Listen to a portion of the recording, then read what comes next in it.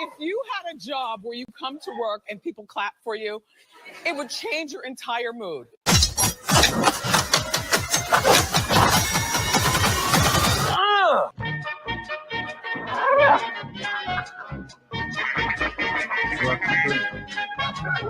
We don't have any plans at the moment to do PC. Or you can grow a conscience in the next 5 minutes and see where that takes you.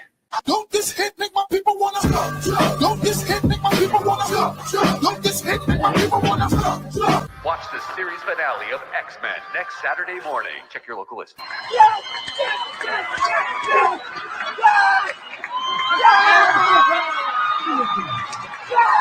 What the hell going on? Oh, we heard tale of a party. Gangnam Style. Open Gangnam Style. There can be only one magical Negro.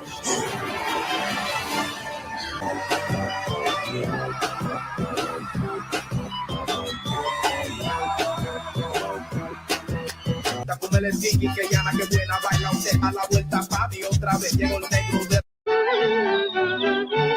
It won't take long when there's a song to help you set the pace. How and holler from the heart. This is pathetic. Where we used to live.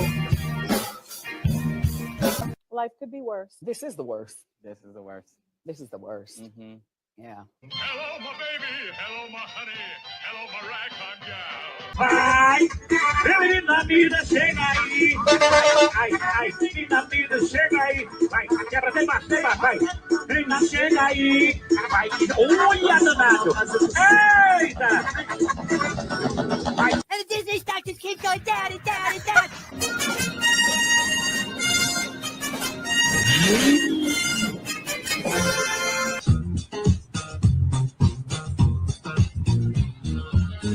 I'm bag of pixie dust. Contraband. They're going to do the Mary Poppins thing. They're going to do it. They're going to do it.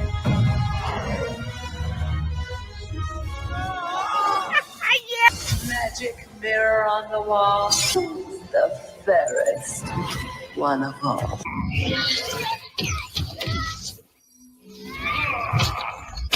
Oh, bitch, you killed Kenny. Kenny. You fat hoe.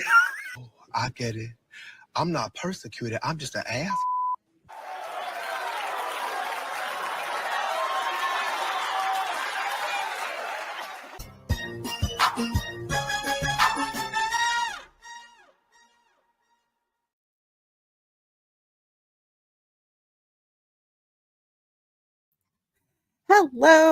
Hello, everyone, and welcome to my channel. I'm Reina Creole, and I am so glad all of you are here tonight for the Spice Lounge. This is, of course, the show where we keep you up to date with what's going on in pop culture. And why is Professor X looks like he's got his butt on Deadpool's neck? That is so disturbing. Okay. Pats, what can you do? Anyway, as I was saying, welcome to the Spice Lounge, where we keep you up to date with what's going on out there in pop culture, and we do it, of course, with plenty of flavor or sabor, as some of my Puerto Rican friends would say. I know I can't roll R's. That's a Floridano thing. We can't roll R's to save our life, I swear to God. But so much fun stuff going on the show. Of course, we are going to be talking about some box office good news. The good news just keeps on rolling, and the summer box office just keeps on popping off with a film produced by one of my favorite producers of all time. And you guys know who he is. That, of course, would be Jerry Bruckheimer, who is notorious for all kinds of movies, especially when he was producing with Don Simpson, who was notorious for, well, let's just say, trolling like nobody's business. But I'll it was the 80s. Okay, that's from what I understand. It was the 80s type of thing. So we got that going on. We've got some information about a television series, a period drama, which you may not know about, but you should actually start watching. And that, of course, is called The Gilded Age. That's out there on HBO. We're going to talk about that.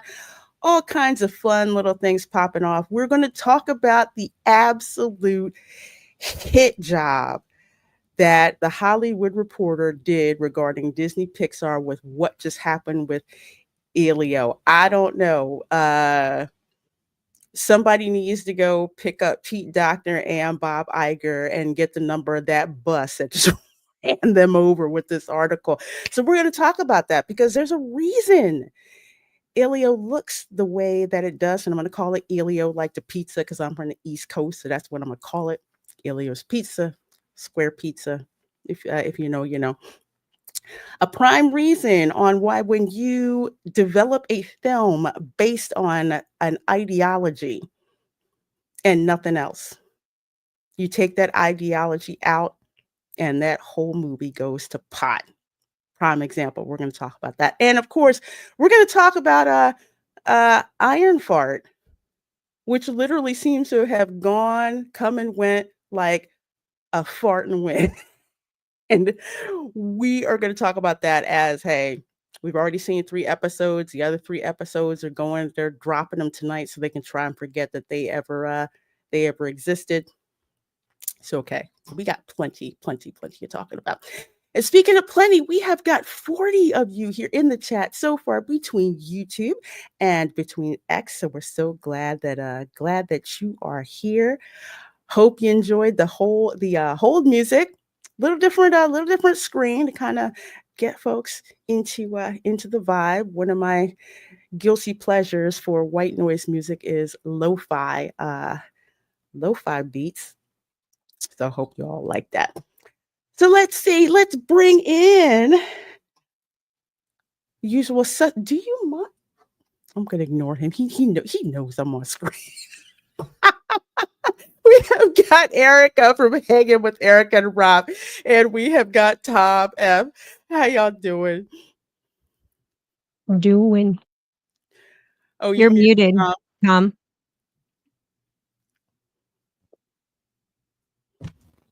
Linda wish she could do that to me all the time. I got a funny story that happened today. Oh, please go. Let us know. Oh, I was in my closet and I was going through my shirts, and you knew how hangers tend to like clap and clang when you're going through your shirts. Well, Mhm. Raph didn't know I was in there, and all of a sudden I felt this wind and this huge next to me, and the our closet organizers are like plastic, and the whole thing shifted. Anyway, scared the hell out of me, and I jumped. I looked over, and and I'm like, "What are you doing?" He just came at me with his shirt. He goes, "Oh my god!" He goes, "I thought it was a rat." I'm just like, "How did you think there was a rat in here?" He's like, "I don't know. I heard like sounds like this tick tick tick tick." I'm like, "Those were the hangers, dude." Did he do the I'm sorry. thing? That's kind of scary. He's like, "I'm sorry. I really thought there was a rat in the closet." I'm like, "Dude, no, there's no rat." Oh my gosh. Really? That I took his shirt and went. I'm like, "Oh, what did you think that was gonna do?" I don't know. funny story. I'm gonna tag onto that one because it's hilarious.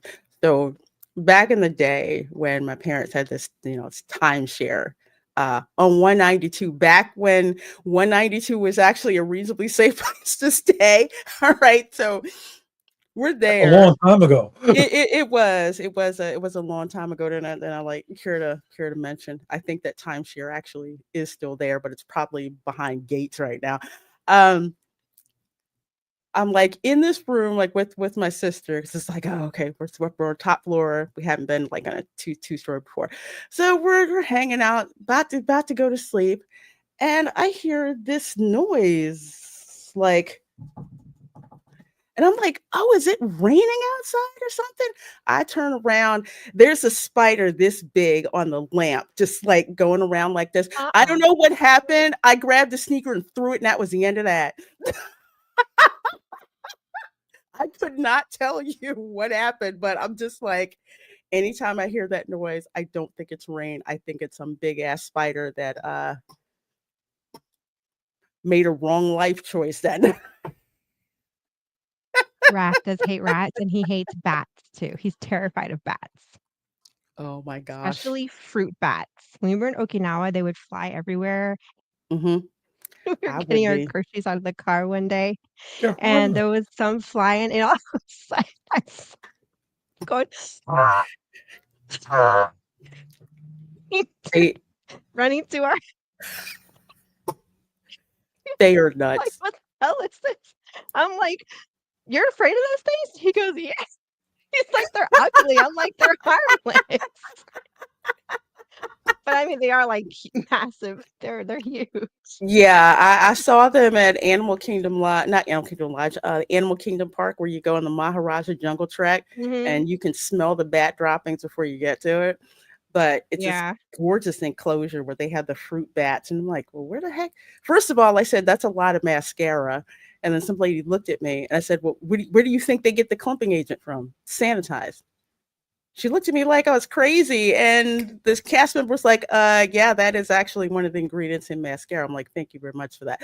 So I look, and these fruit bats, right? They look, oh my gosh, they look so weird. I was just like, stay over there, just stay over there. Just they're so freaky. Juliet, thank you so much for being a member for 5 months. Thank you so very much. Says good morning, Lorena, Erica, Tom F, and chat. Channel members, I hope you got a chance to check out our watch party for the Blues Brothers that we had Sunday night, which was an absolute freaking blast. I hadn't seen that movie in so long. Carrie Fisher's lethal. That's all I can say. She's awesome. Good seeing you, my dear. And Mark Daly, thank you so very much for that $5 super chat. I sure do appreciate that. Let me hit you up with that. I know you want the goodies. Welcome to the goodie room. Robert Downey Jr. endorsed Ironheart. Then he took a shower, picked up the 50 on the nightstand, and snuck out. That's pretty much it. And if you've noticed what happened with, like, say, the likes of Moses Ingram, and then what's her name, who was on Acolyte, the same thing. I mean, what is he not going to say? Disney owns him. So if they say you got to go do this hostage video, you got to go do the hostage video. Because if you don't, you've got South Park Mickey right there behind you, ready to jack you up. If you don't go watch. Don't know. Go watch the episodes of South Park with Mickey Mouse. Yeah, South Park Mickey is gangster. Get down. And Tom has been a member for almost a year. Woo! Now hit the like, slackers. Hit the like. All right. Yeah, I got to do this. Badman's asking a question. I don't know if I can do that. Are we gonna watch the rest of Ironheart, Lorena? I know I'm gonna watch it. I will set up the room to watch it, although I will halfway be paying attention because I'll be doing other things. But you want to fall on that grenade, I will open up the room for you so you can fall on that grenade, and you don't even need Disney Plus in order to do it. Let's just put it like that. Let's do it. Okay. I'll set it up so y'all can check that out. So let's see who else we have. Of course, Erica is here. Good seeing you, my dear. As always, we've got Linda in the chat as well. Hello, my darling. Keely Chow is in the chat. Says, hey, everybody. Hey, hi there. Ho there. Hello. We've got CJ in the chat as well. I'm only 50 in age, but I'm like 900 in spirit. I lost my sense of humor a long time ago for pure stupidity. Nowadays, it just aggravates me. I hear you. I tell people in my mind, I'm still 12. I just know better words to use. Especially when I make folks go look it up on Google. Thanatos is here. And of course, Mark Daly was here as well. Greetings from the Panhandle of Florida, aka South Georgia. And let's see, Extreme Meme is here as well. Good seeing you. Here, go over there. Should have did that earlier. Professor X thanks you for the primo catnip. She just puts his weed over here, like. Yeah, I do. He's a darn weed head. Now, That's the why he girl comes cat, here. You're his dealer. all he needs a Rasta hat and dreadlocks. That's what he needs. And he's like perfect. My girl cat that I had, Kayla, she's complete all black, green eyes, gorgeous. She just looked at catnip like, what the heck is that? I don't know what that is. I don't know. She just like, I have no idea what that is, and I don't care. This one, complete weed. Wow, the magic dudes dress up like leprechauns. Which ones? Was that the ones that were dressed up like Teenage Mutant Ninja Turtles doing the merengue?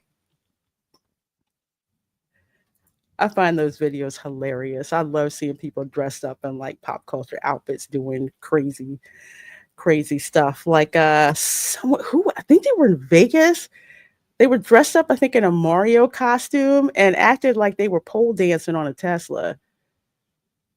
Stay off my Tesla. I can't you not. We'll fart on you. Yeah.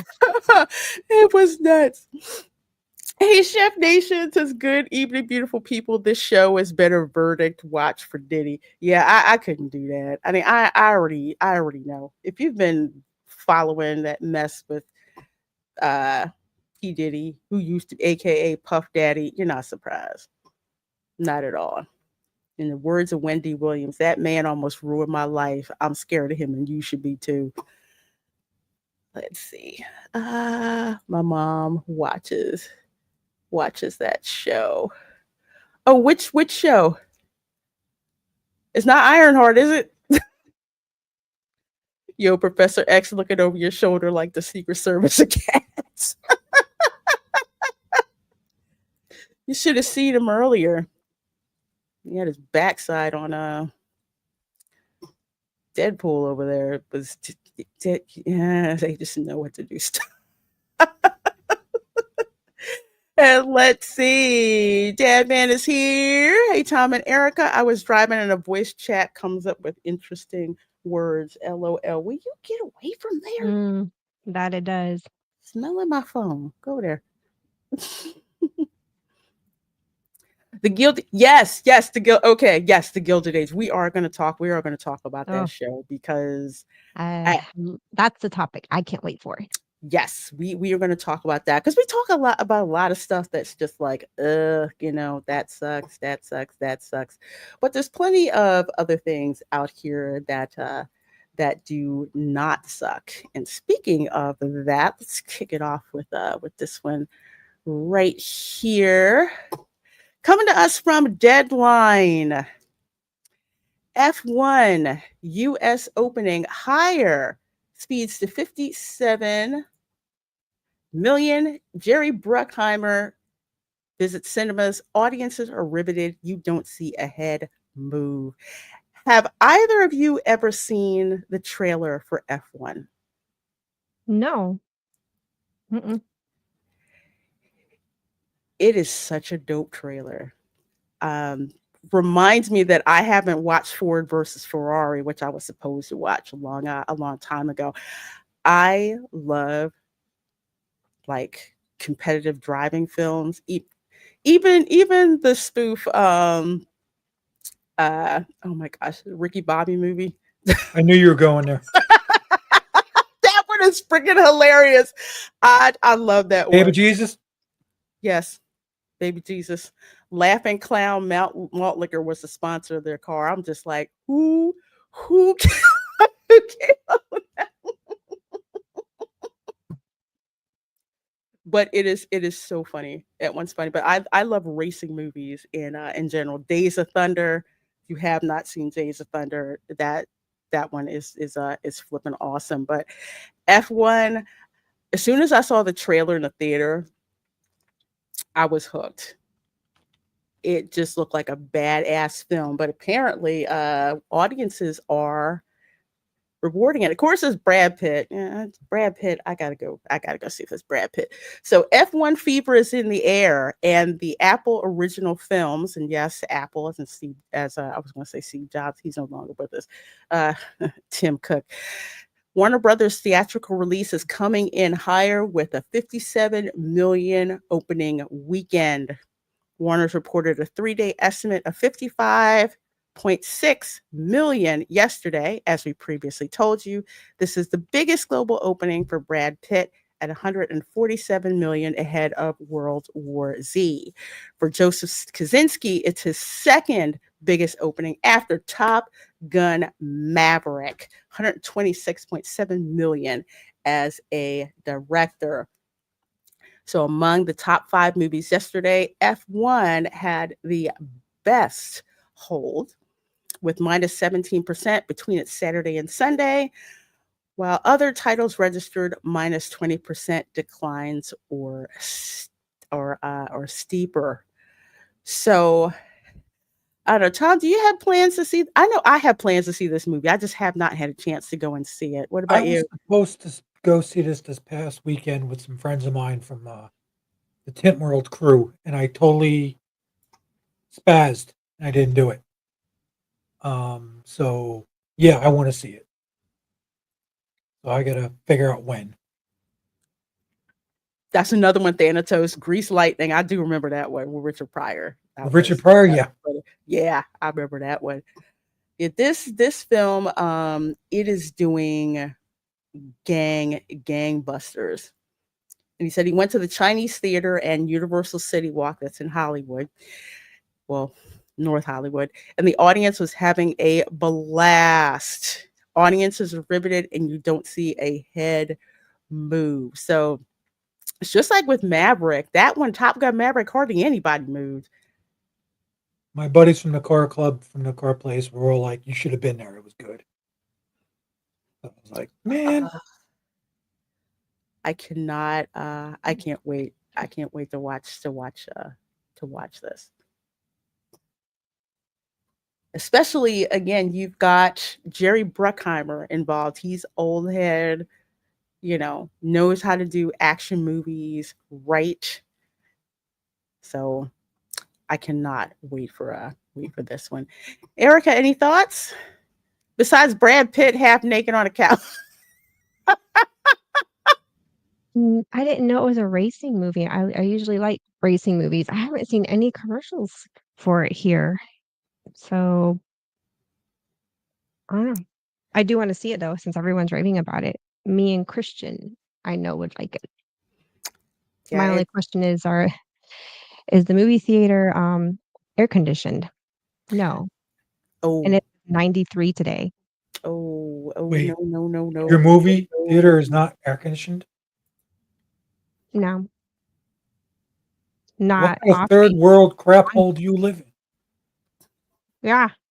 Welcome to our world. So the kinos are not air conditioned, and the on base, well, it just depends if the BX actually has functioning air or not.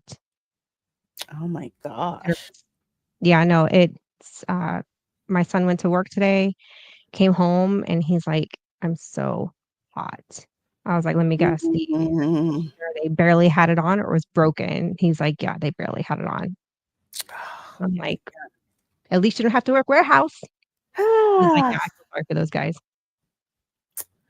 Well, hopefully they can get you one that's air conditioned, but if not, I'm pretty sure this will be available. It's Apple, so I'm pretty sure it'll be available on streaming in a couple of months. But this is one where I want to go watch it in RPX, like upgraded, RPX. just because it's like it's instead of like an IMAX screen.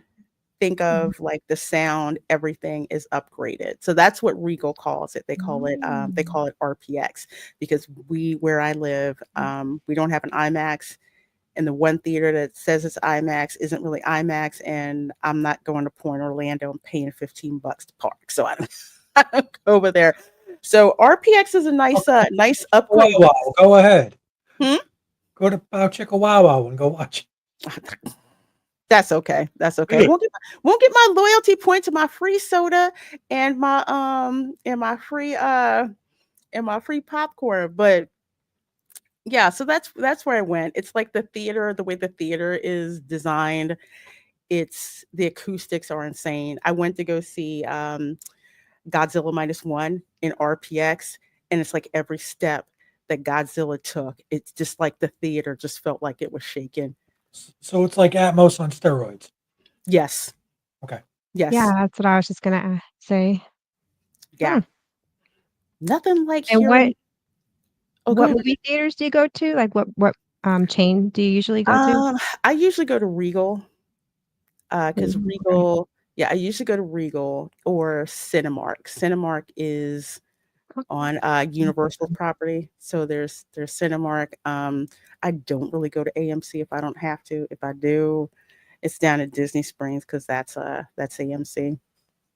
I think ours is an We usually AMC. do AMC because we like their popcorn, but I I'm think not AMC's opposed in to town. other. Or I just watched it in the Tom F's home theater with the subs from out. Mm-hmm. Yeah, Bruckheimer owned the theaters in the 90s, and the movies were better for it. Man, dude put together Pirates of the Caribbean. Who would have thought?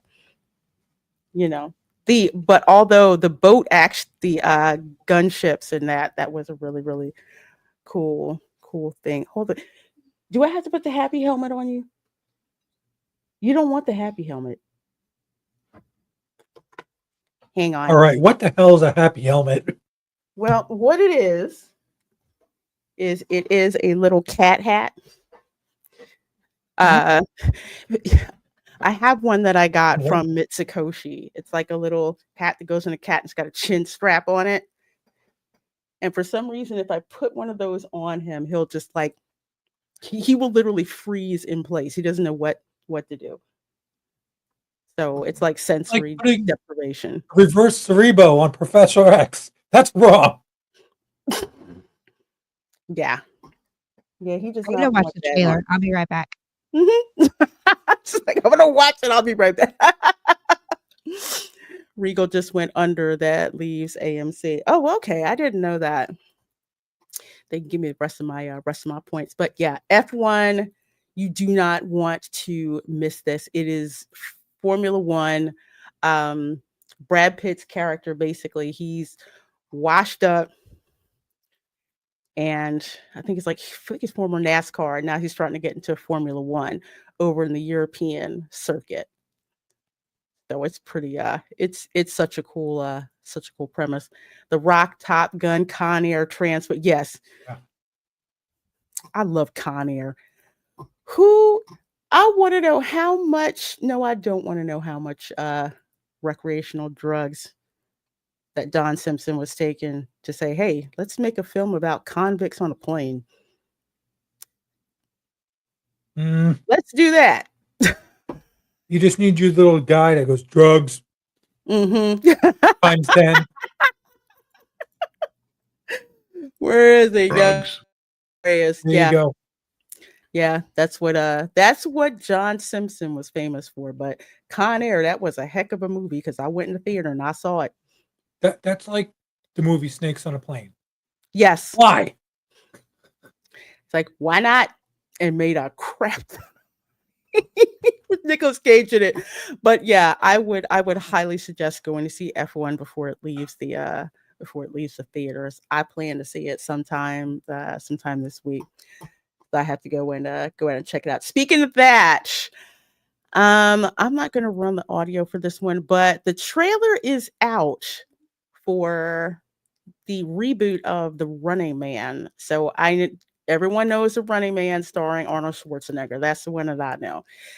Apparently, when that movie came out, people didn't know that Stephen King had written the story. Yeah. For that, he did it like under a pen name. So supposedly, this film is more in line with the novel than the game that was highlighted in the novel. That's what people are telling me. And that's what I understand. So they could pull it off, but I'm kind of an Arnold fan, so yeah, grew up, but it was crazy campy. It was just so 80s. Richard Dawson as, yeah, him as Killian. being a bad guy was awesome. Mm-hmm. So it's like I don't know. I mean, I'm willing to give it a shot. But man, they've got a lot to overcome with that. Hey Amanda, we are doing great. Good to see you. Hope you're doing well, my dear. But yeah, this is on my radar. We'll see how it does. We'll see if my expectations can be subverted, because The Running Man is one of my favorite 90s films. I've done a watch party for The Running Man. Absolutely quotable, notable quotable that's in it. So many cool cameos. Absolutely love it. Hey Erica, how was the trailer? So something new happened. I kept getting a pop-up thing that says YouTube detects a VPN and really wasn't letting me watch anything. And I clicked on another video. I got the pop-up screen, but then the video played and I got some sound, but not all of it. It was really hard. I mean, it looked really good. I just couldn't get the full. Mm-hmm. So, I mean, it looks good. It does. I just had a hard time. It would just be nice to see the whole thing, without any interruptions. But yeah, that's something new. Since when does YouTube start detecting VPNs and proxies? Are they not releasing that movie in Germany? Maybe. I don't know. I was watching the trailer on YouTube. That's it. It didn't do you were watching other stuff, right? Today? Yeah, and I always have a VPN on the TV, my phone. I've just seen that with YouTube. I usually other apps that's can happen, like Max, HBO, Discovery, any of them, but for YouTube to do that That's weird. That's a first. That's really weird and really annoying.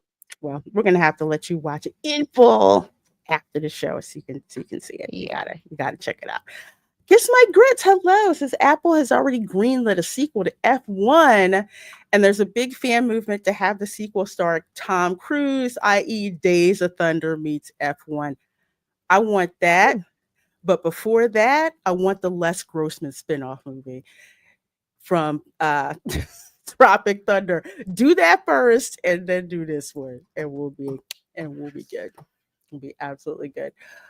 Okay. One more movie thing to pop off real quick for my anime fans. Oh yeah.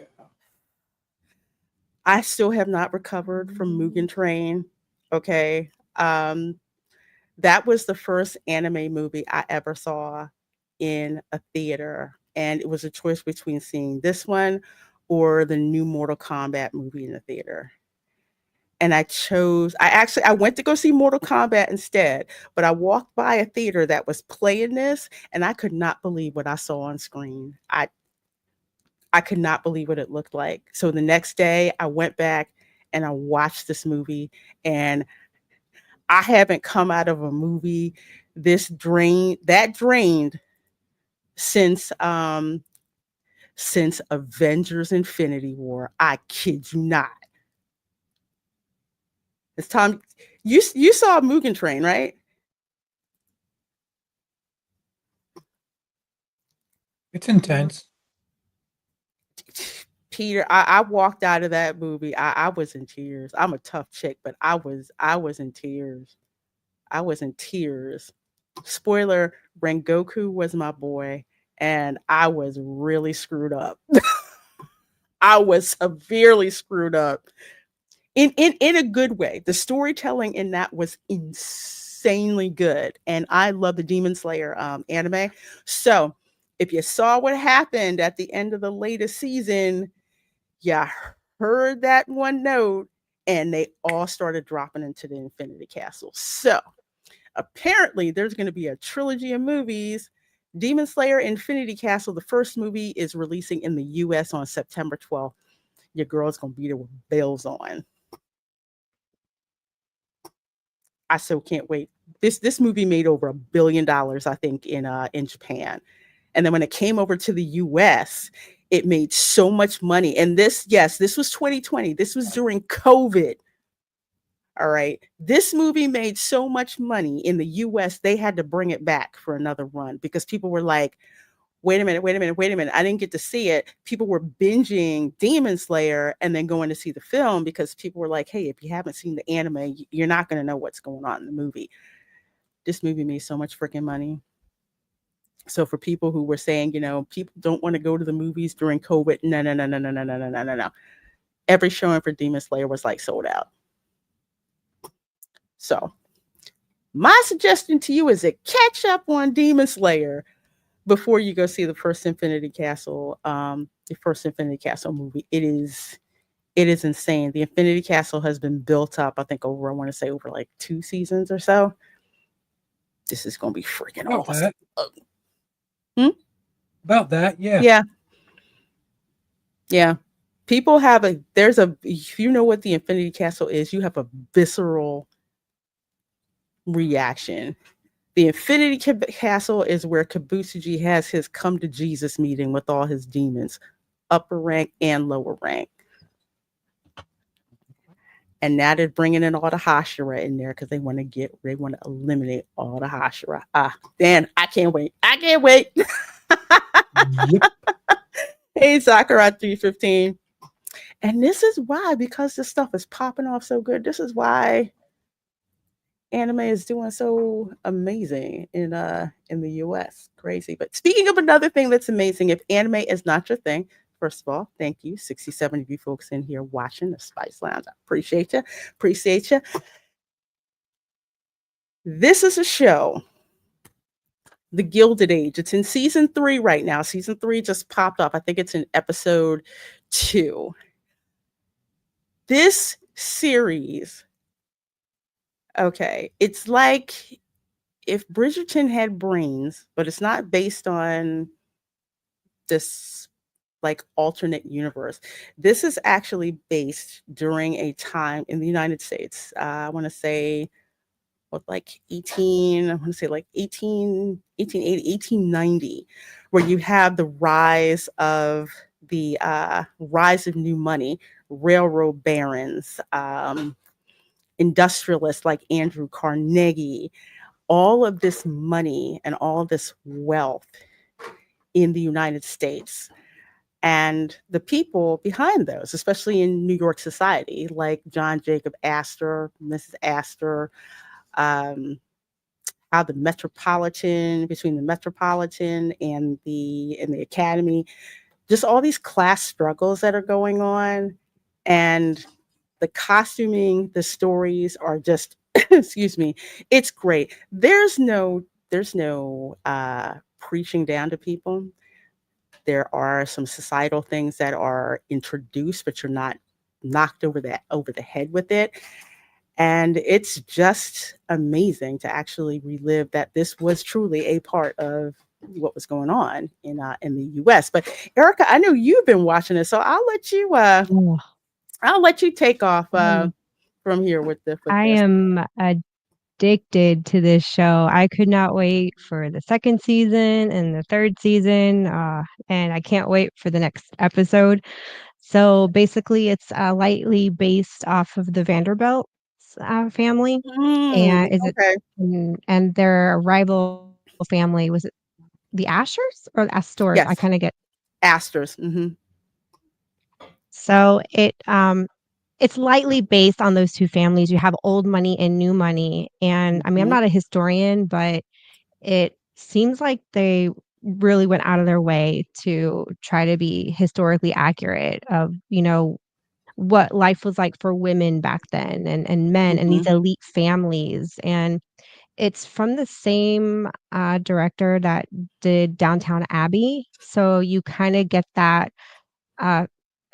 interaction with the servants and getting into the servants' lives, what life was like for them, because a lot of them came over from like Ireland. And it kind of showcases them having to break free from that, I guess, like slave mentality and kind of realize you don't always have to be a servant. You could actually break free and do your own thing, start your own business. This is America. It's just now lightly starting to sprinkle that in there in the last episode. So I thought that was really cool. And the drama, there's drama. Oh, and there's a lot of plotting. You got the women, and it's a lot of fun. The costuming is wow. Oh my When they gosh. bring out my only issue with some of the costuming is they tend to bring out some really bright colors, like bright greens and yellows, and that I'm like, I wish you wouldn't do that. I don't know if people actually wore bright colors like that back then. Maybe they did, because maybe wearing colored fabrics showed you had more money. I don't know. I think But it so, because mostly people you wore darker colors because they didn't get stained as quickly. From what I understand, that's why the lower classes wore darker colors, but you in the upper classes, you did have those bright colors because you had people to wash your stuff, wash your stuff for you. But it wasn't like everyone had that. Yeah, it's great. And and of course, like some of the fictional characters and some of the I would kind of like to see what was um real for like the real people of these families and what's fiction, because I really don't know a whole lot about these families. So like the mom here is trying to marry off her daughter to this like prince, essentially this royal family, and her daughter's like, no, I want to marry whoever I want to marry. Um, and her mom is just relentless because she wants to keep that uh elite society status, that elite status in society, and she wants to ensure that for future generations. And it's a whole thing, but it's not. And then when they cover like the Black family and the girl that does like the writing, and I guess is she like a house secretary, it seems like. I wasn't. Yeah, she's She does writing. She does. She's Mrs. Van Ryn's secretary. And what makes her so interesting. First of all, Mrs. Van Ryn is played by Christine Baranski. I freaking love that girl. Yeah, I like her a lot. She does deadpan. Even though this is a drama, Mrs. Van Ryn has this very biting sense of humor. And for her, she's just like, her mentality is, I don't care who you are. I don't care what you look like. I don't care what color you are. You need to be top notch. And she tells her, she says, you are a colored woman, so things are going to be more difficult for you out there. But she said, you're the best, and I need the best. So I like her attitude. She reminds me of Maggie Smith's role in Downtown Abbey, where she had these like off the cuff lines and her sarcasm. Like she could just rip you a new one, but it was such a polite, such a polite way that she would do it. And hey Sam, I see you. I see you. Says white clothes were a status symbol. The fake family is based on the Vanderbilts. Yes, that's Yeah. just what just what Erica was saying. I'll let people see the trailer really quick. I'll probably have to clip this because Mhm. HBO can be a real bee about about this stuff. But I Oh, think it's if you see great. I the love this. trailer, you'll get a good idea. Because even though there's first of all, the show does not shy away from heterosexual relationships, number one, which shocked me. Yes. Okay, they But don't. there is the one character, but they don't focus on him, and it's not, like, thrown at you. It's just, like, kinda there way in the Yeah, background. it's just like, he's kind of, but it's not. It's a one-off. It's not like we're gonna throw it in Yeah. your face. You get to know who that character is first before you start finding all this other information out And out about him. they did the same thing with Downton Abbey, by the way. They had a character Oh, just like him in Downton Abbey. and I actually like his character. He's funny, although he basically lost all of the band All rhyme, the family's money. all the that hurt. That hurt. But addition to that, I really do like the male characters in this show. They do not shy away from this is America. It's a brand new day. You make your money where you can make your money. There is no apologizing for men being men in this show, which is Right. I really freaking like that. But I'll let folks see the trailer here. Happiness is a byproduct of a well-ordered life. Our children will be among the highest-ranking people on earth. Well, when you've set your mind on a thing, no one can stop you. I take that as a compliment. Marriage is a real opportunity.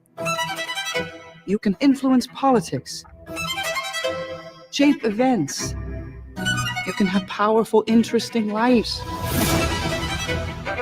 What more is there? Some people want to marry for love. I know I do.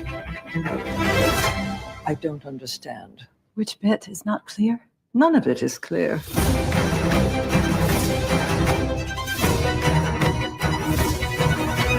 Let's hope it doesn't come to divorce.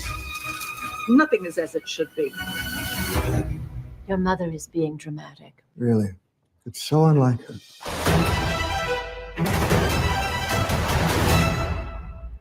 And there's a great story about the Transcontinental Railroad as well, as that's being built. So fun for his. Not my speed. It's not for everybody. Not for everybody. But I love highlighting shows, and this is why period dramas are so popular, because they go back in time. It's like, remember when, things weren't so blank crazy. So that's what this is. So I didn't watch Downton Abbey, although I heard it was freaking awesome. So I said, okay, I'm gonna watch this one. So Gilded Age, that's a really cool show to watch. So pay attention to that. So we're gonna go from that to the first catastrophe. Man, I don't know who Ryan is, but he needs to go in hot because this hit piece. I don't know if you guys. I think you guys looked at this on Pro show today, correct? Yeah. Something. Oh, well, before I do that, go and Shogi. Thank you so much for gifting those 5 Reina Creole memberships. Thank you so much. Let me hit you up.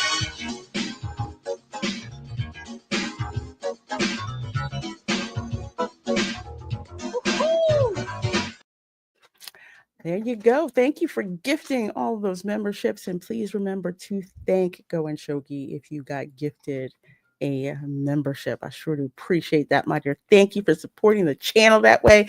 You are not late. You arrive precisely when you intend to.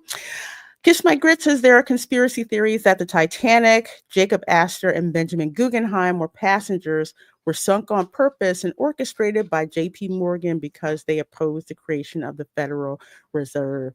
People were really gangster back then, so that does not surprise me. One bit. That doesn't surprise me. Wow. Things that make you go, Mm-hmm. Dang. Yeah. I would love to see a movie based on that. I know, right? Be a different I'm take. just not going to go down that rabbit hole right now.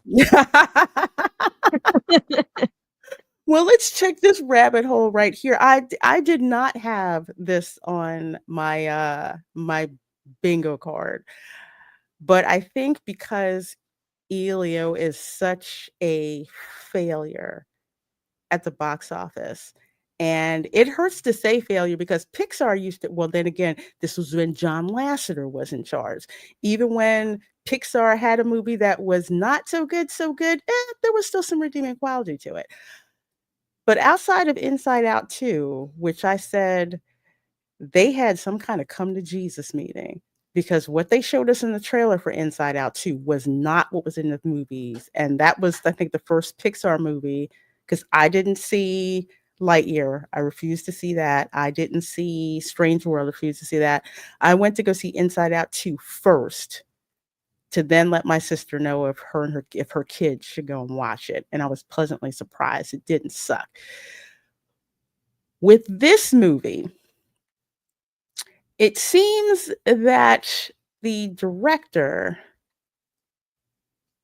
the original director, let's put it this way, the original director was gay. And apparently there was a very, very obvious queer agenda that was in it. I'm not making this up. It's in the theater. In the piece. So if you want to demonetize me for saying that, well, it's the truth.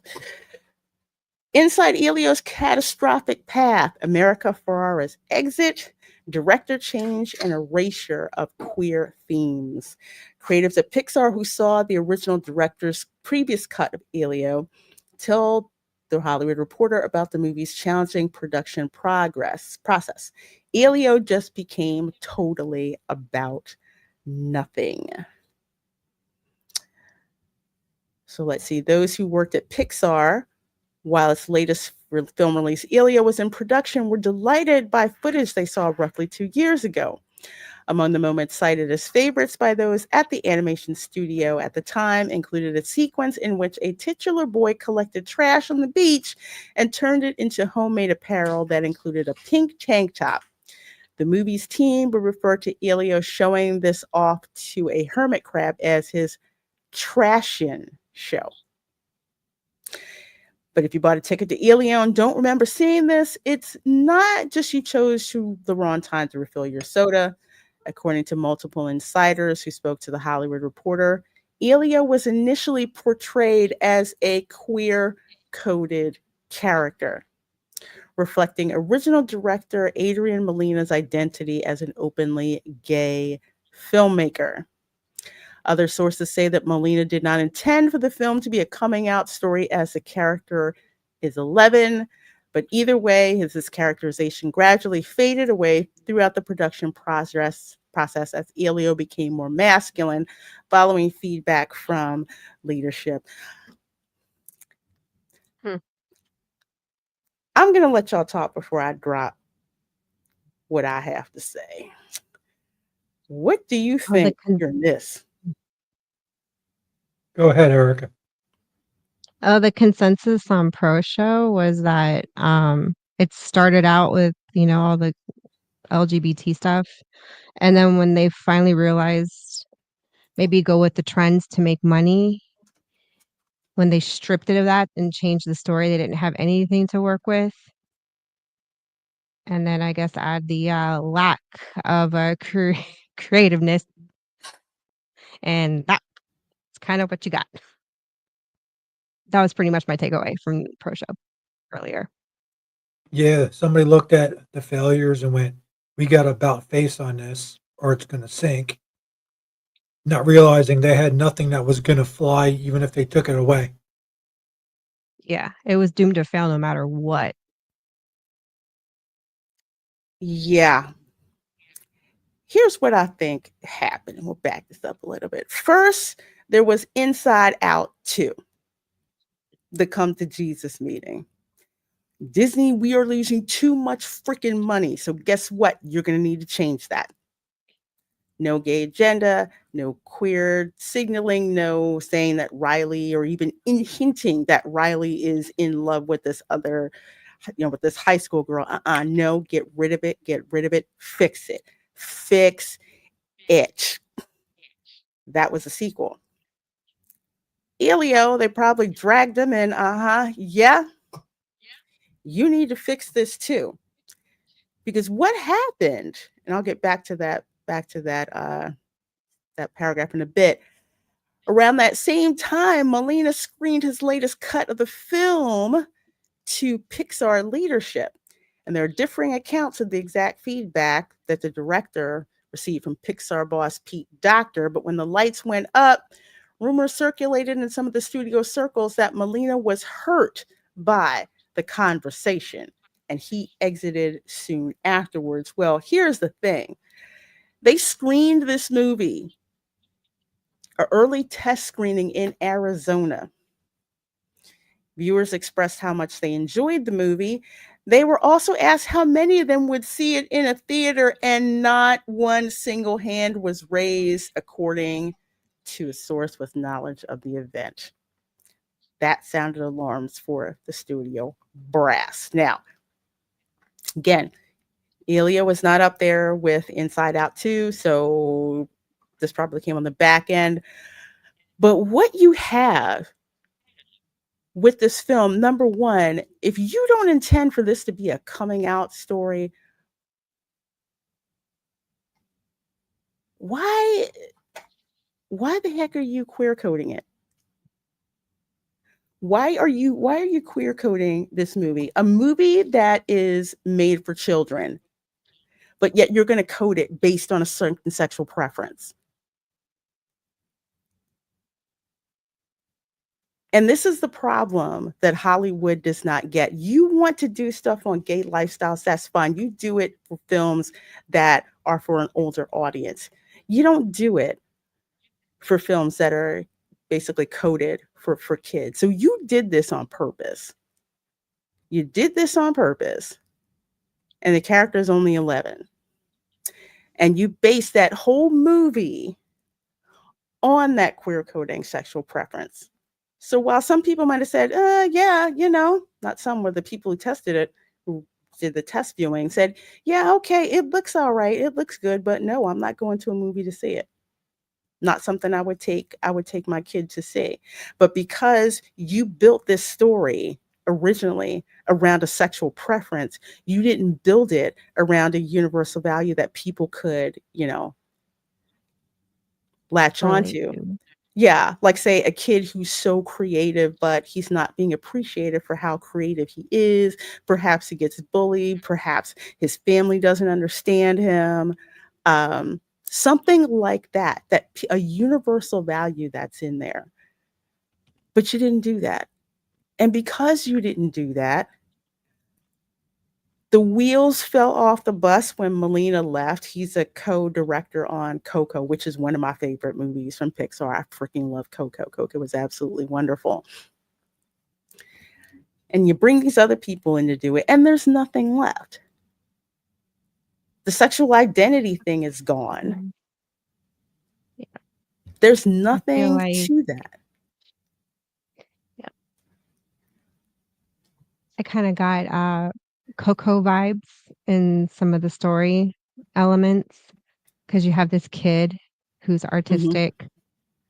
I mean, the only difference was what? He had the fashion thing instead of music. He goes to aliens, not what, purgatory. Yeah, I saw that.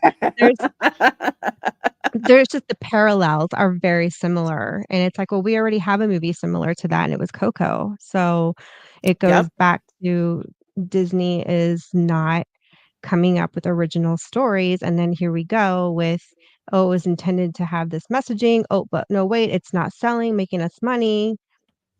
We need to retract. And then they still can't come up with anything.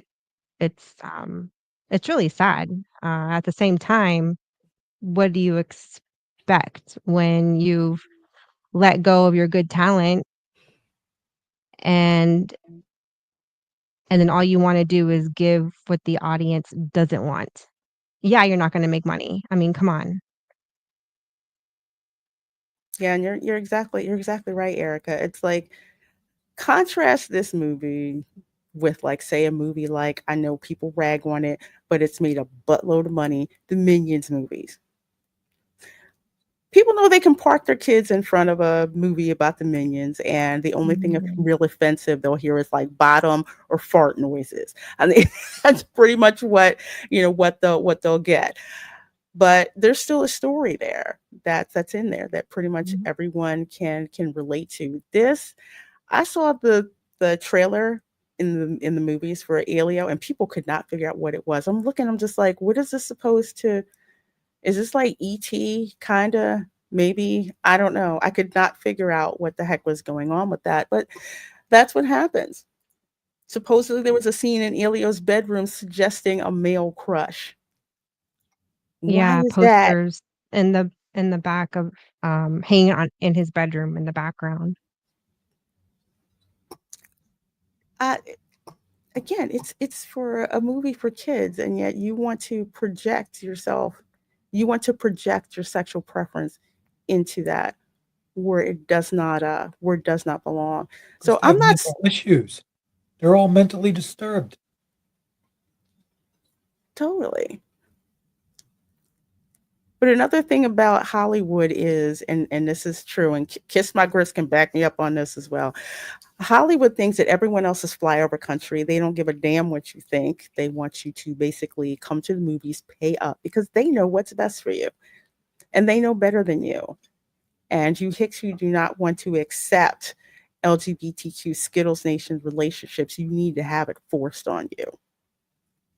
But when the public says, you know what, I don't want to do that, I'm not bringing my kids to that, I'm not supporting that, I'm not spending my money on that, then you get the fit that happens. Like, how dare you, you're bigot, you're this, you're that. It's like, you need to go back to making entertainment that's accessible to everyone.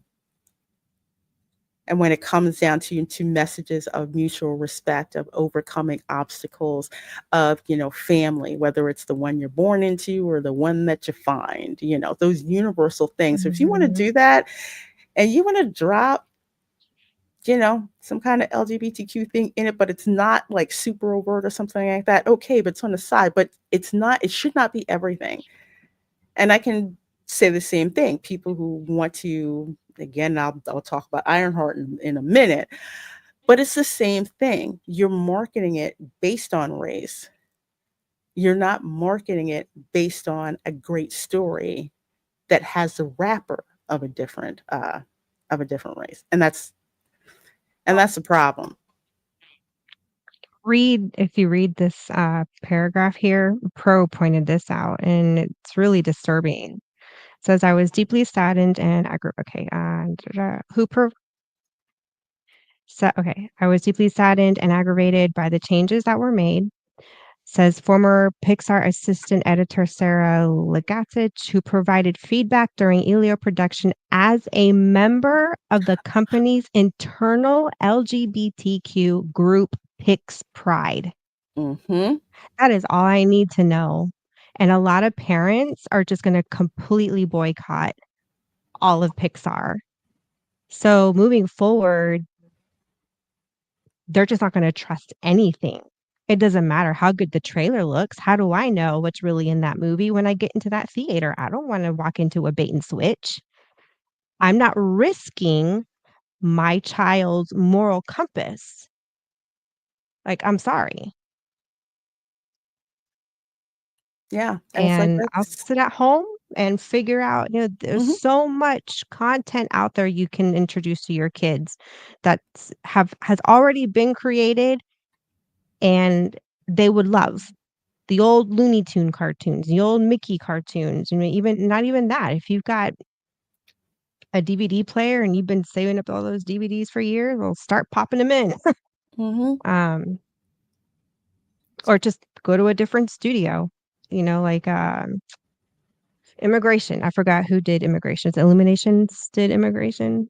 That was a good one. Migration. Yeah, that was Yeah, Illumination. Dang, that that movie was was a good one. that was They so put out good. good stuff, and it's pretty, it's pretty safe. And they I, got Universal with like the Minions and all that. I But watched anything Madagascar. That's still funny. I like that. That was a funny series. I like that. That movie is still yeah, darn and hilarious. internal picks pride. I'm like, really? Why is that even necessary? To Yeah, have that at work, to put it into your work. Just to name. Listen, I'm just not going to throw shade, but Lorena, you know this. All I can say is certain ice cream socials that happen at a base, based on that Skittles crap. A little bit insane. It got so invasive everywhere. People are going to have enough of it because it has no bearing on your job. It really doesn't. Why are you having a preference as a movie producer, or you're making movies? People are working there doing movies. Why does your sexual orientation have anything to do with children's movies? I don't get that. Yeah. It has nothing to do with it. And they It push this should have pride. nothing. Yeah. And they push this pride merchandise, which gathers dust every year. There's no one really buying it. It's going to be at the Character Warehouse again this year because no one wants to deal with that. What an adult does on their own time in their own bedroom is their own thing. Exactly. Don't bring the kids in it. Leave them out. You're sick. Never mind. Mm-hmm.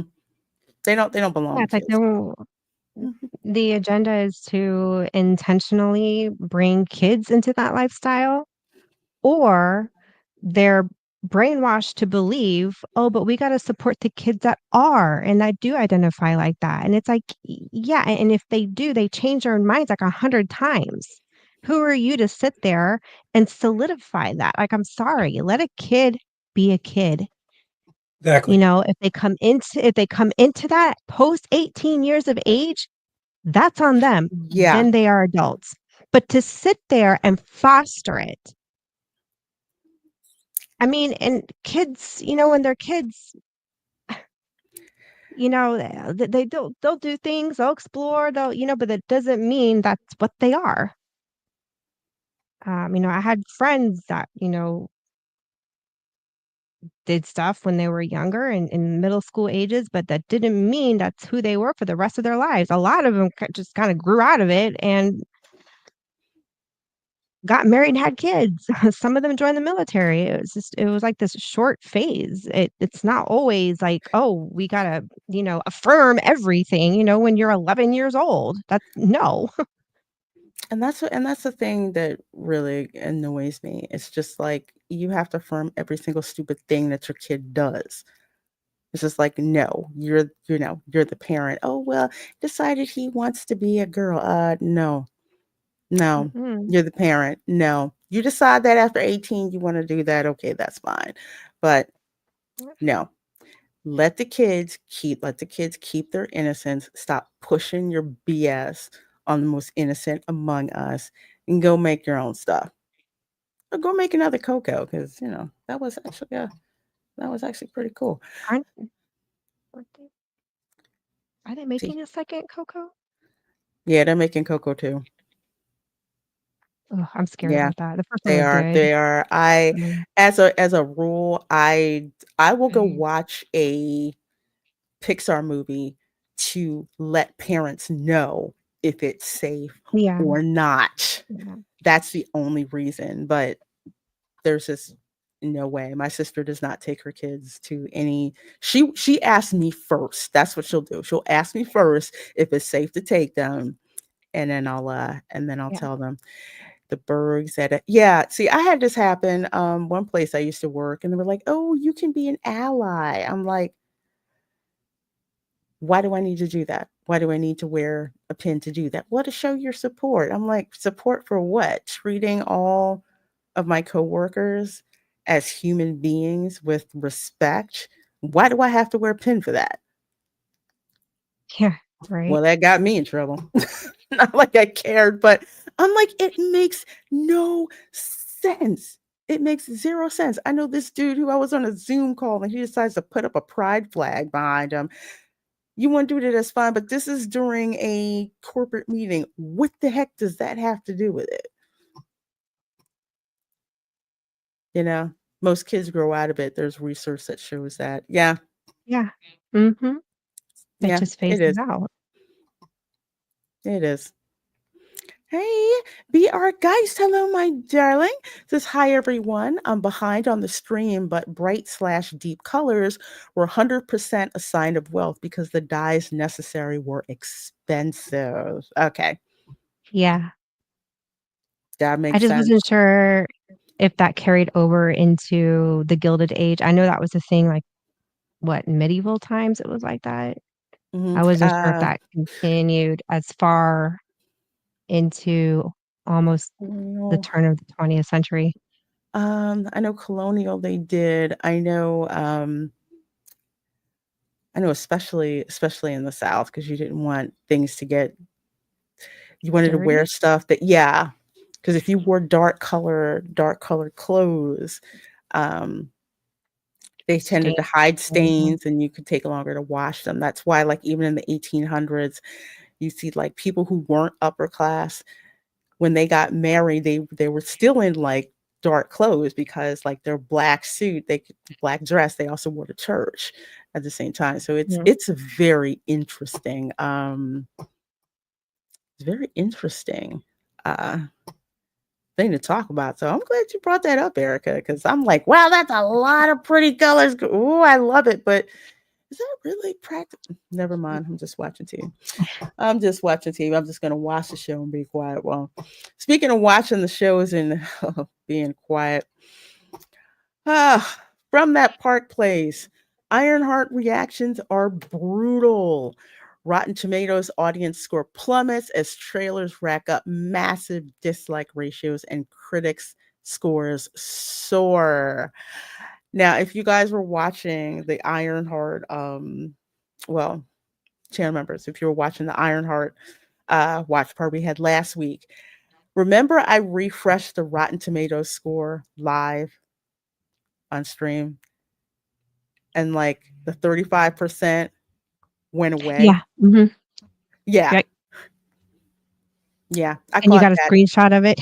Yep, I got a screenshot and I showed it. I said, "That's exactly what it is. It is that freaking low." So, written by our friend Marvin Montanaro over in that Park Place, after a flurry of early headlines accusing critics of review bombing, they always freaking do this, Ironheart has now entered a very different phase of audience reactions. The early Rotten Tomatoes score has continued to plummet, landing at just 56% as of this writing, well below the fresh threshold. Meanwhile, the critic score has actually increased, further widening the gap between the legacy media narrative and how real viewers feel. Now, I believe that because some folks reviewing these things from Disney, they still want to they want to keep their access. You know, they totally want to keep their access. I'm trying to bring this up. They want to keep that media access and get those screeners. 86 critic score, 56 average popcorn meter score. Which makes me wonder, top critics. You guys see that? Top critics put it at 60%. All critics, 86. Yeah. All audience. Oh, they won't even let me click. That's not even available. So between 60 to 86%, we'll say like what, 70, 72% fresh, which I still think is too high. But then again, these are critics, and there's some people I know who are critics on Rotten Tomatoes, like Rosa Parra over on Latino Slant. her reviews are mostly fair, so I'll give her that. But for some of them, they'll just say whatever it is that they want to say to stay on Disney's good side. And what some critics have to remember is that for some of us, it isn't really a job. For some of us, it's relaxation. And when a show wastes people's time, they're not exactly too pleased with that as well. So wait. There's no way Ironheart is more fresh than Trainwreck. Have you guys watched that on Netflix? There's a series called Trainwreck, and all they do is cover crazy stuff that happens, like the Woodstock 99, Astroworld. No. They just did the poop cruise. Oh, I gotta watch this. You have Oh, to that's happening. watch Trainwreck. That thing is so funny. I can't believe that's a 60. That's I don't believe that. That's got to be more than 60 because it's entertaining watching a train wreck on Netflix. Literally, it's called The Poop Cruise. That's the episode. Carnival cruise ship. The poop cruise? Yes, because they had a fire on the ship. They lost power. All the toilets were overflowing. And it's called literally The Poop Cruise. That's why. That's literally what it was called. It was And this so is why awful. my ass is not going on a boat like that. I got to I got to walk through a Carnival cruise ship for when I was in grad school. I went there for like an ergonomics field trip or something like that. And I'm walking around a Carnival cruise ship and I'm like, I don't think I ever want to be on a ship like this. Like, say what you want about Disney. Their cruise ships are freaking gorgeous. You couldn't pay me to go on a Carnival cruise. That is like the ghetto cruise. That's the ghetto. It That's the really ghetto of cruise line. It is. You've One got of my friends told me that. She was like, "You don't want to go on a Carnival cruise line." She's like, "Unless you want to see something." Unless you're hanging a loofah. Yes. Yeah. They talk about that too on the train wreck show. Just how much sex was going down. It's just, oh my gosh, it's just the best. It's just a mess. But then again, so is this show. So let's see. Audience score tanks as critics boost the series. Of course, this kind of divergence is becoming more common for Disney projects. Critics appear eager to give the benefit of the doubt with anything with a progressive bent, true, or franchise legacy, while audiences judge the content on what it is, a piece of entertainment. And when it comes to Ironheart, the entertainment factor just isn't there for most. 3.5 out of 10. That's about right. That's about right. Critic List has a score at less than 10% with 39 reviews for Ironheart.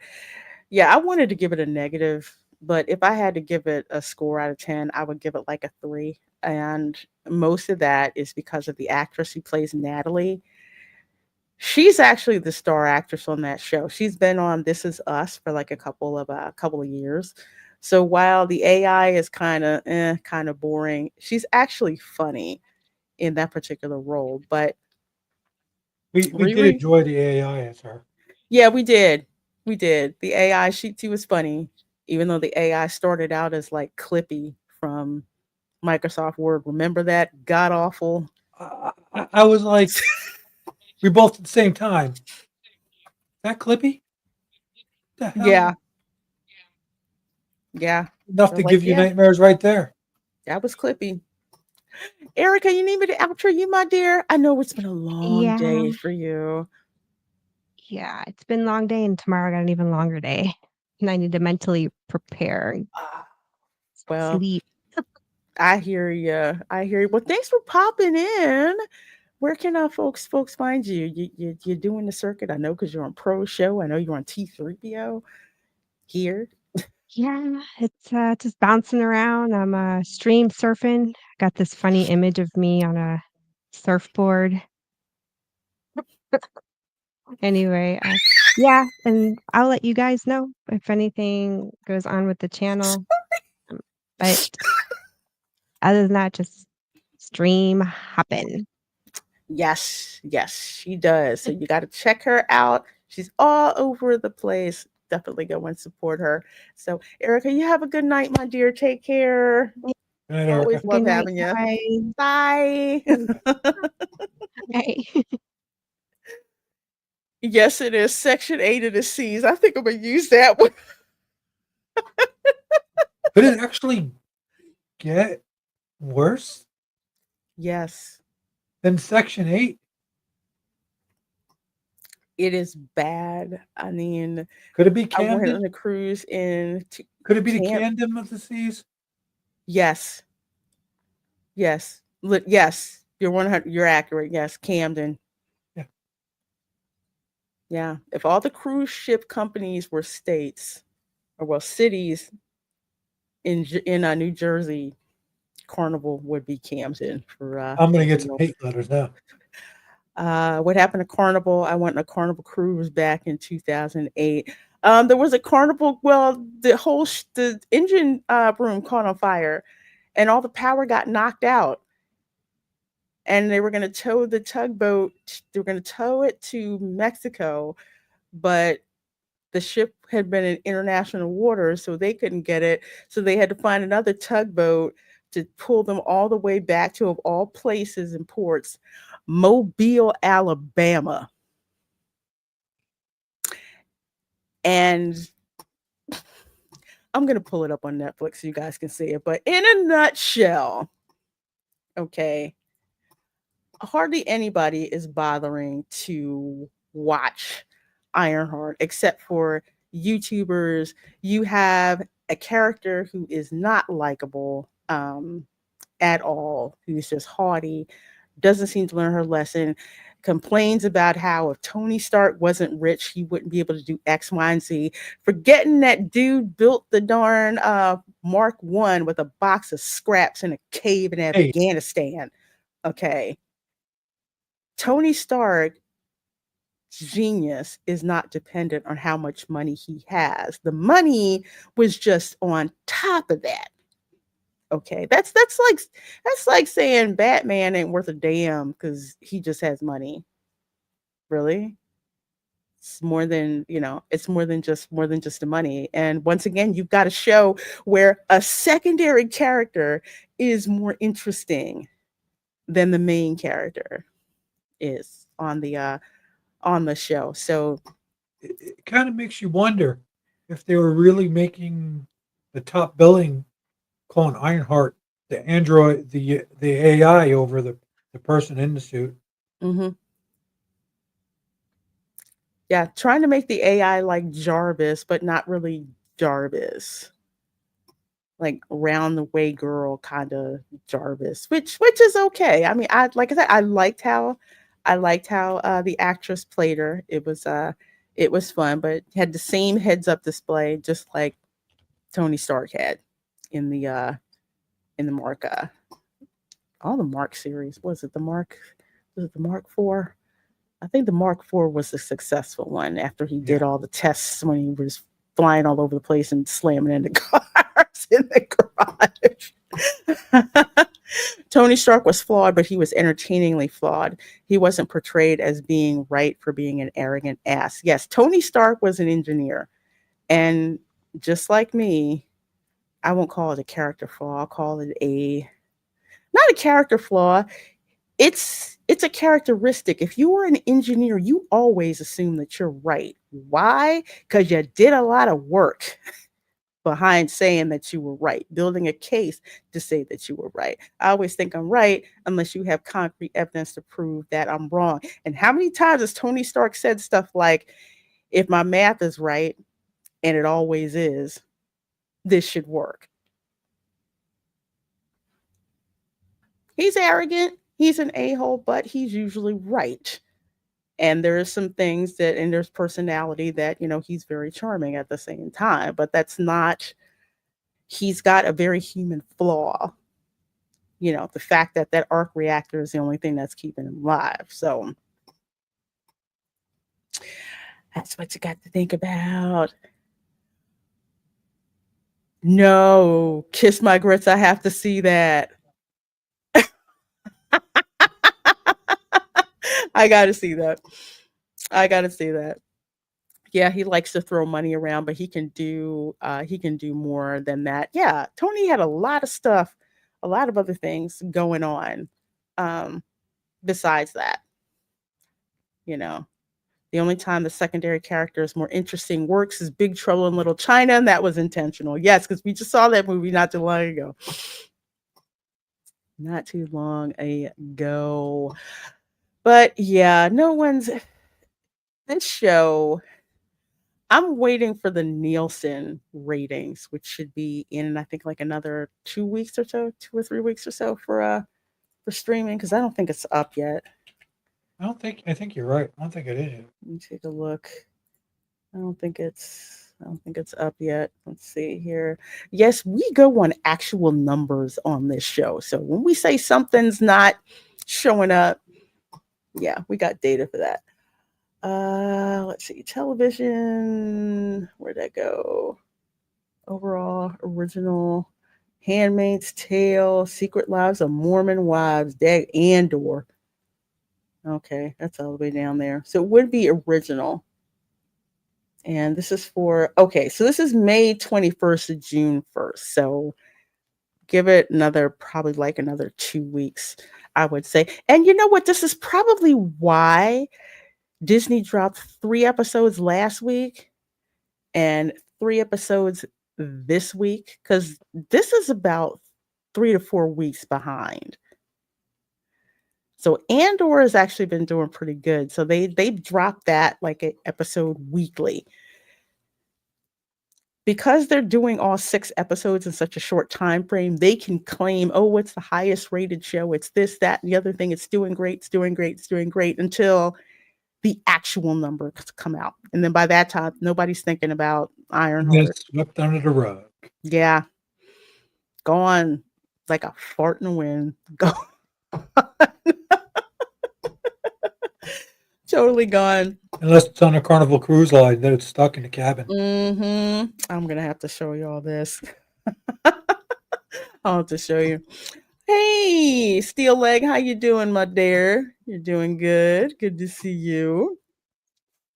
Let's see. Secret Lives of Mormon Wives absolutely infuriates me because it's a mockery of women in my church. Just because they're crazy doesn't mean the rest of us are. Yeah. Yeah, I never like that when they do that. Secret Lives of so-and-so. It's all a sensational thing with a lot of like misinformation. I just call it trash TV. It is. And it's not a good train wreck. Like, well, 90 Day Fiance used to be a good train wreck, and then the people got boring and then it wasn't interesting anymore.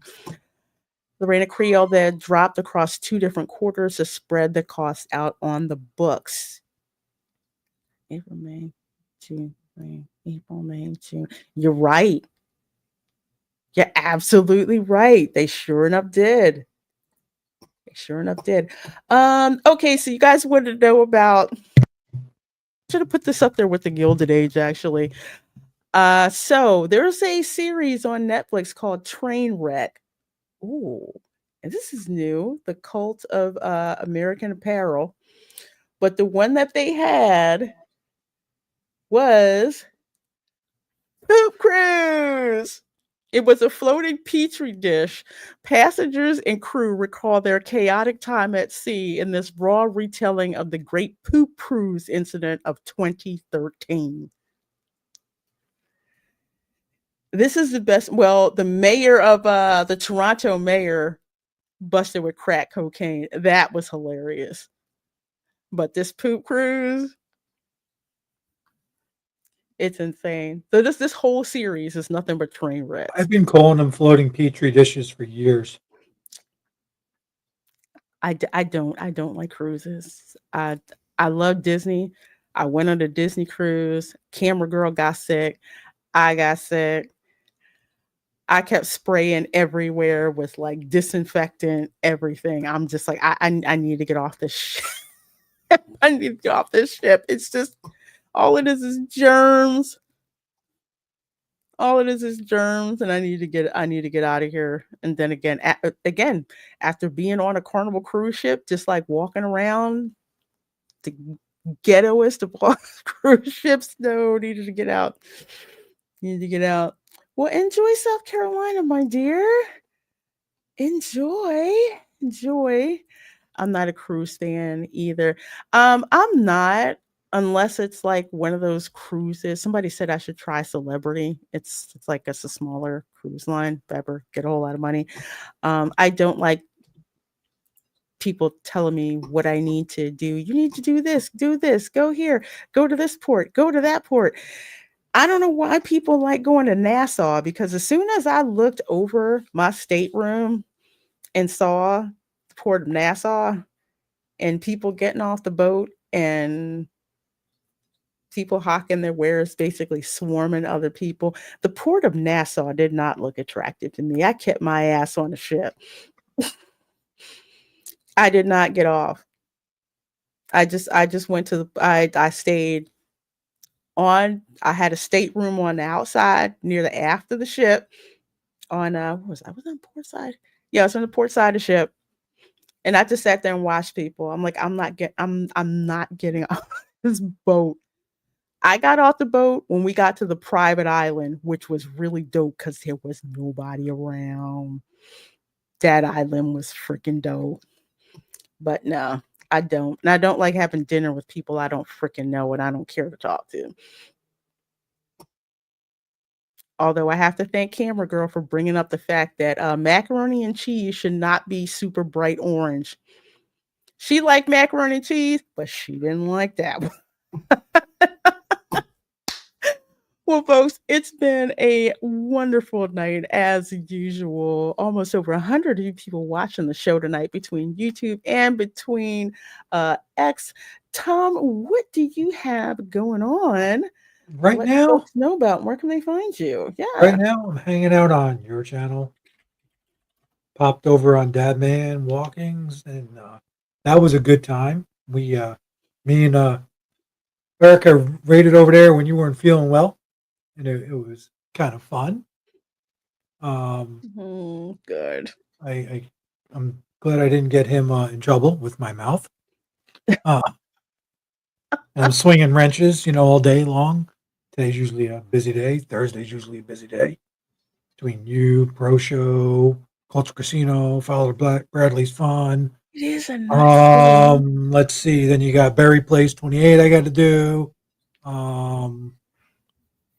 Somebody else maybe a wrench too. And I can't keep up. The Uber wrench. And there's Mama Lugo. I see you, Mama Lugo. Great seeing you tonight, everyone. And oh yeah, I got to pick your brain on that gimbal. I forgot. Okay. Cool. Gotta do that. Yeah, going Shogi. I would be one of those yacht people. I'm that bougie. I can't be around that many people and that many freaking germs in that much of a proximity. And new. Yes, exactly, BR guys. Somebody stole my wrench. Uh-oh, you stole your wrench. Oh, there it is. Hey, Mary White. Hey, Mary. Yes. Look.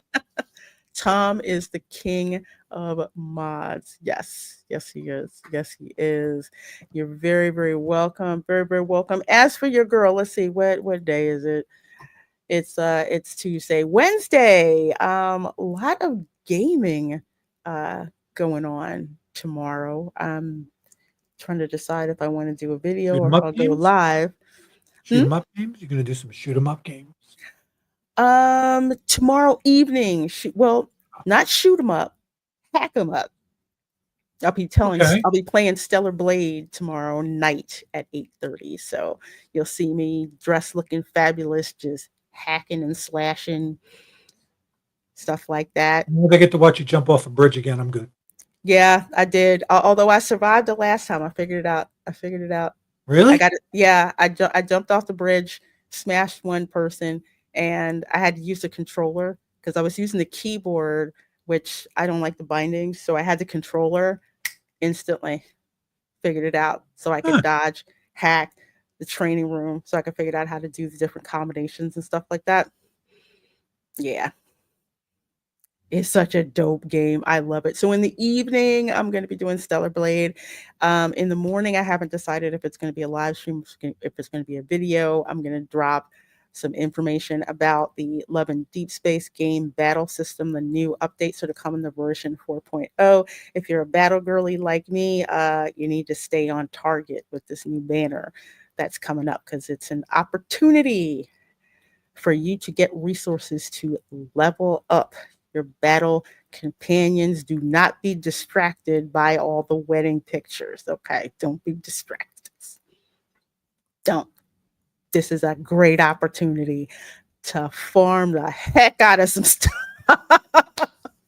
for upgrades. So yeah, and we're getting an additional battle system in there as well. So another opportunity to get more diamonds and stuff like that, and upgraded battle levels, I believe, with more rewards. So cool. I play that game a little differently. So we're probably gonna talk about that again, either a video I premiere or live. So but I always get distracted by wedding pictures. Yes, I did.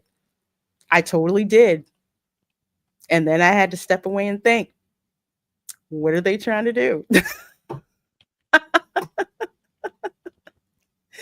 You finished Stellar Blade. Okay, see, I just started with Stellar Blade. So again, lots more gaming that's coming up. So and I should probably show you guys where the darn channel is. Okay, so yes, that's my channel. 40 subscribers so far. Thank you guys so very, very, very much. As you can see, tomorrow, 8:35 p.m. is the Stellar Blade stream. Come watch me play in really short outfits on my character while I hack and slash. Tomorrow I will be doing my guitar stuff. Sorry. It's okay. It's okay. But yeah, so much stuff that's coming to the gaming channel. So please make sure you're subscribed to that. Thank you guys so much for hanging out with me and with Tom and with Erica as well. You guys make this show such a joy to do every darn week. You guys are awesome. So take care. Good morning, good afternoon, good evening, wherever you are, and we will see you all next time. Bye. All right, everyone, let's tidy things up. Autobots, start your engines!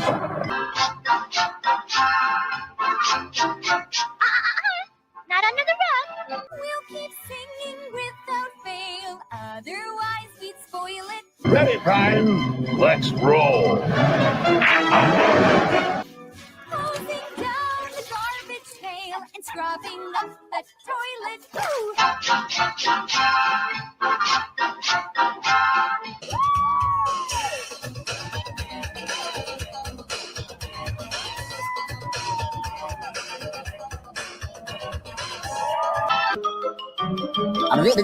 That's all, folks. You're still here. It's over. Go home.